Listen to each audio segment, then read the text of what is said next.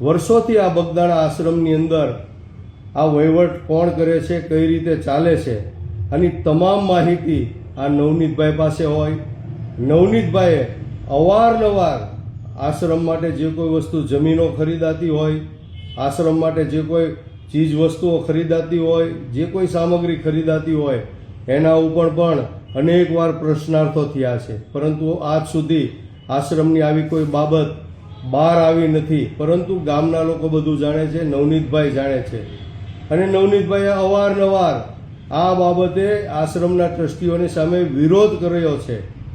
ત્યારે મિત્રો, મને 100% શંકા છે કે આ નવનીતભાઈ ઉપર જે જીવલેણ હુમલો થયો છે એની પાછળ ક્યાંક બોમ્બેથી પણ એના ઈશારે પણ આ હુમલો થયો હોય. ત્યારે મારે પ્રશાસનને, પોલીસ અધિકારીઓને, એસપી સાહેબને કે ગૃહ વિભાગને કહેવું છે કે આ જે ઘટના બની છે એમાં દૂધનું દૂધ થાય, પાણીનું પાણી થાય. એના માટે એસઆઈટીની રચના કરવામાં આવે અને જેટલા લોકો આમાં સંડોવાયેલા, શંકાની 100 જેટલા લોકો ઉપર હોય એના કોલ ડિટેલ, કોલ રેકોર્ડિંગ તપાસવામાં આવે, ચેક કરવામાં આવે. અને બોમ્બેના જે એમએલએ છે, ભાજપના એમએલએ ભાઈ શ્રી યોગેશભાઈ સાગર, એમની પણ તપાસ કરવામાં આવે અને એની પણ પૂછપરછ કરવામાં આવે.